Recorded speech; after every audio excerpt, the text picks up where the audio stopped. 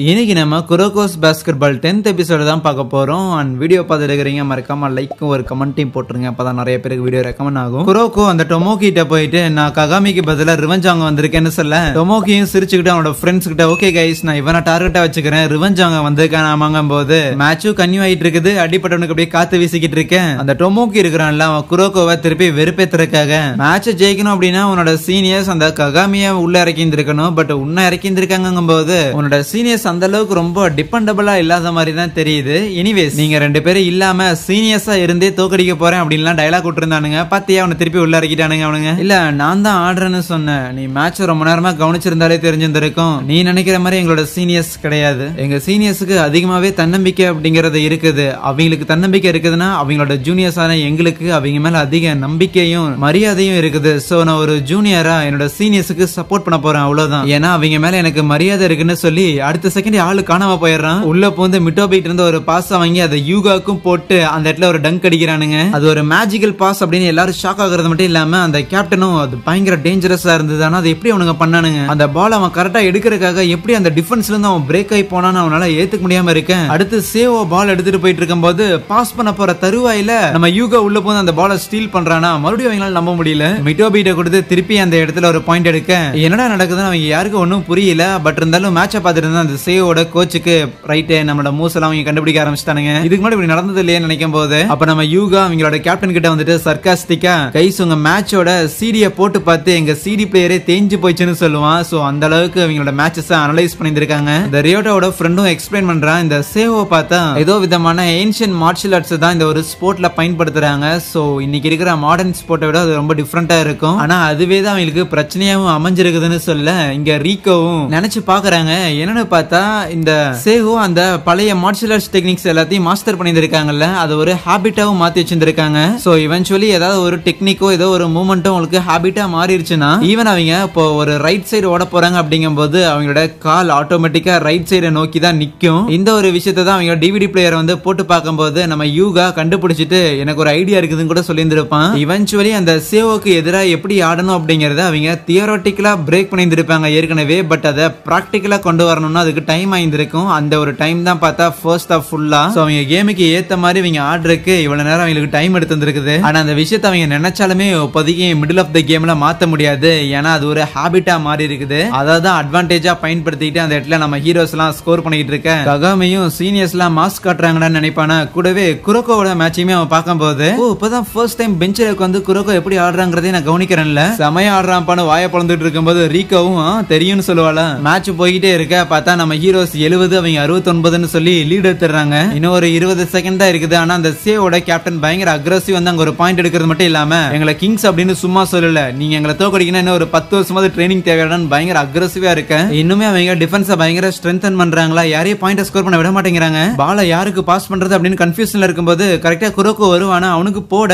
அவன் மிட்டோபிக்கு பாஸ் பண்ற மாதிரி இருக்குமா. பட் கரெக்டா நம்ம டொமோக்கி இருக்கிறான்ல அவன் உள்ள போந்துட்டு விட மாட்டேன்னு தடுக்க பார்க்கும்போது குரோகோ ஸ்பிளிட் செகண்ட்ல அவன் பாடியை டர்ன் பண்ணி பின்னாடி நிக்கிற யூகாக்கு அந்த பாஸ போட டைம் வேஸ்ட் பண்ணாம யூகாவும் அந்த இடத்துல ஒரு ஷூட் எடுக்கிறான். பிளஸ் அந்த இடத்துல அது ஸ்கோரும் ஆக டைமும் முடியுது. அந்த இடத்துல நம்ம ஹீரோஸ் அந்த சேவோ ஸ்கூல பீட் பண்றாங்க. எல்லாரும் நம்ம குரோகோவை செலிப்ரேட் பண்ணிக்கிட்டு இருக்க இந்த சேவோனால நம்பவே முடியாது என்ன நம்ம தோத்து போயிட்டோமான்னு. ஈவன் அந்த டொமோக்கியும் கடுப்புல எப்படி நீங்க போன வருஷம் எங்களோட வீக்கா தானே இருந்தீங்க, இந்த வருஷம் மட்டும் எப்படி வந்தீங்க, நாங்க இவ்வளவு நாளா நல்லா தான் ட்ரைனிங் பண்ணோம் அப்படின்னு கத்திட்டு இருக்கும் போது அந்த கேப்டன் வந்துட்டு அவனை காம் டவுன் பண்றது மட்டும் இல்லாம இதோ பாரு டொமோக்கி நம்ம ஸ்ட்ராங்கா இருந்திருந்தோம்னு வையன் கண்டிப்பா இன்னைக்கு தோத்து இருக்க மாட்டோம், இன்னைக்கு யார் ஜெயிச்சாங்களோ அவங்க தான் ஸ்ட்ராங்கானவங்க, அவங்க தான் ஜெயிச்சாங்க புரியுதான்னு சொல்லும் போது அந்த டொமோக்கினால அப்பயும் அதை ஏத்துக்க முடியல. குரோகோட்ட போய் உன் பேர் என்ன கேட்கும் போது குரோகோன்னு சொல்லுவானா, டெஃபினட்டா உன் பேரை நான் மறக்கவே மாட்டேன்னு சொல்ல ரொம்ப நன்றிமா. அதுக்கப்புறம் பிளேயர்ஸ் எல்லாரும் ஹேண்ட் ஷேக் பண்ணிக்கிட்டு இருக்கேன். இன்னொரு பக்கம் ஷுட்டோகோவும் ஜெயிச்சிருக்காங்க 113-38 அப்படிங்கிற டிஃபரன்ஸ்ல. அந்த மிடோரிமாவும் ரைட் அவனுங்களும் வந்துட்டானுங்களா அப்படின்னு சொல்லி அங்க இருக்கிற குரோகோ பார்த்து சிரிக்க.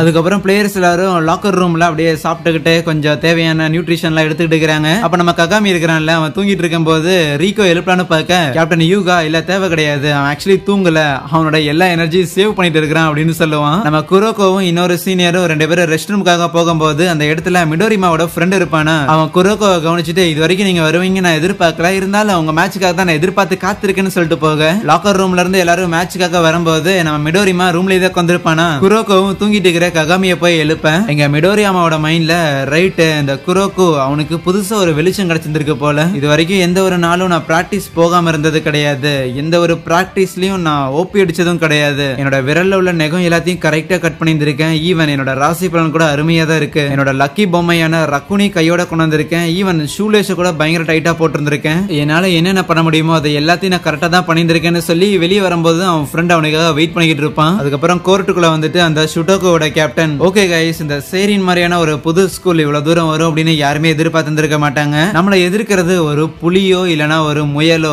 அத ஒரு சிங்கமா இருந்து வேட்டையாட வேண்டியது நம்மளோட கடமை. எவனா இருந்தாலும் ஃபுல் ஃபோர்ஸ்ல போய் பாத்துக்கலாம்னு சியரப்பாக. இன்னொரு பக்கம் நம்ம கேப்டன் யூகா, ஓகே செம டயர்டா தான் இருக்கு, உங்களுக்கும் டயர்டா இருக்குன்னு எனக்கு தெரியும். 2 மேட்ச் 2 ஸ்ட்ராங்கான டீமுக்கு எதிராக, அதுவும் ஒரே நாள்ல, ஐயோ செம கடுப்பு. ஆனா நமக்கு இன்னும் ஒரே ஒரு கேம் மட்டும் தான் இருக்குது. சோ அதனால அடுத்த கேமுக்காக நம்ம எனர்ஜியை சேவ் பண்ண போறோம், அதுக்காக தயாராக போறோம் அப்படிங்கிற எந்த ஒரு கவலையுமே கிடையாது. மொத்தமா நம்ம போக்கஸ் இதுல தான் இருக்க போகுது. அதனால இருக்கிற மொத்தத்தை கொடுங்கடான்னு அதுக்கப்புறம் எல்லா பிளேயர்ஸும் லைனப்புக்காக போகும்போது மிடோரிமா குரோகோட்ட வந்துட்டு, இவ்வளவு தூரம் நீ வருவோன்னு எதிர்பார்க்கல, ஆனா எல்லாமே இங்க முடிய போகுது. ஒரு டீம் எவ்வளவு வீக்கா எவ்வளவு சப்பையா இருந்தாலும் சரி, டீம் ஒர்க் இருந்தா மட்டும் போதும், அந்த டீம் முன்னேறிடும் அப்படிங்கிற உன்னோட அந்த ஒரு ஐடியா எல்லாத்தையும் இங்கே காலி பண்றேன். நீ எடுத்த முடிவும் தப்புன்னு ப்ரூவ் பண்றங்க போது குரோகோ யாராலையுமே எந்த முடிவு சரியான முடிவுன்னு சொல்ல முடியாது. அந்த நம்பிக்கையில தான் இந்த ஒரு ஸ்கூல்ல சேரணும் அப்படிங்கிற ஒரு முடிவை நான் எடுத்திருக்கேன். ஆனா நீ சொன்னதுல ஒரு விஷயம் தப்பா இருக்குன்னு என்னால சொல்ல முடியும். சேரின் ஸ்கூல் இது ஒன்னும் வீக் இல்ல, எங்களால உன்னை தோக்கடிக்கவும் முடியுங்கும் போது அதுக்கப்புறம் மேட்ச் ஆரம்பிக்கிறதுக்காக போகும்போது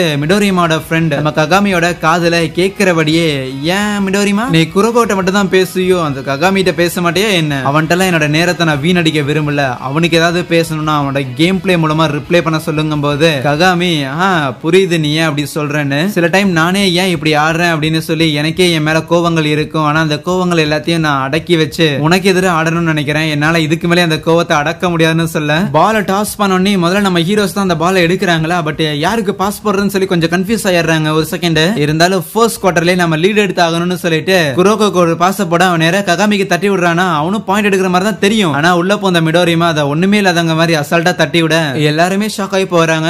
மிடோரிமாவும் ககாமியை பார்த்து, என்னடே இதெல்லாம் ஒரு ஷாட்னு, இதை வச்சு எங்களை தோக்கடிக்க முடியும்னு நினைச்சு இடம் நக்கல் பண்ண. அவங்களும் கவுண்டர் அட்டாக்காக போகும்போது மிட்டோபி பிளாக் பண்றதுக்காக இருப்பான், அதை தாண்டி போட பார்க்க யூகா உள்ள போந்து தட்டி விடுவான். அதுக்கப்புறம் மேட்ச் கன்டினியூ ஆகும்போது பார்த்தா யாருமே பாயிண்ட் ஸ்கோர் பண்ற மாதிரியே இருக்காது. மொத்தமா மேட்ச் பார்த்தா 4 குவார்டரா நடக்கும், ஒவ்வொரு குவார்டருக்கு 10-10 நிமிஷம்னு. ஆனா ஆல்ரெடி மேட்ச் ஸ்டார்ட் ஆகி 2 நிமிஷம் ஆச்சு, ஆனா இன்னும் யாரும் எதுவும் பண்ணலன்னு பார்த்துட்டே இருக்கேன். ஷுட்டோகோ சேர்ந்தவங்க வேகமா அந்த பால் எடுத்துட்டு போவாங்களா, கரெக்டா மிடோரிமாட்ட கிடைக்கும் போது அதை அவன் ஷூட் பண்ணிட்டு அசால்ட்டா திரும்பி நடந்து போக ககாமி வாயப்பழந்து பார்த்துட்டு இருப்பானா, பின்னாடி வந்த குரோகோ நிக்காதடான்னு சொல்லும் போது அது அழகா உள்ள விழுந்து ஒரு 3 பாயிண்ட் அள்ளி கொடுக்க, ஆப்போனன்ட் பாயிண்ட் எடுத்தங்காட்டி நம்ம ஹீரோஸ் தான் அந்த பாலை உள்ள வீசி ஆகணும். விசிலுதுன்னு அடுத்த செகண்டே கொஞ்சம் கூட யோசிக்காம குரோகோ பயங்கர வேகமா தூக்கிறிய, கொஞ்சம் மிஸ் ஆயிருந்தா மிடோரிமா மேல பட்டிருந்திருக்கும். பட் நேரா நம்ம ககாமி கையில விழுக அவன் இடத்துல பாயிண்ட் எடுக்கிறான். ஒரு எண்ட்ல இருந்து இன்னொரு எண்டுக்கு அவ்வளவு வேகமான ஒரு ஸ்ட்ரைட் பாஸ். அது மிடோரிமா கடுப்பாக, சாரி மிடோரிமா, ஆனா நீ ஃபர்ஸ்ட் குவார்டர் ஜெயிக்கணும்னாலும் டஃப் கொடுத்தாகணும் தான் சொல்ல அங்கே இந்த ஒரு எபிசோடே முடிக்கிறாங்க. எனிவேஸ் வீடியோ பிடிச்சிருக்கும் போது மறக்காம ஒரு லைக்கும் கூடவே கமெண்ட் தட்டி விட்டு போயிடுங்க.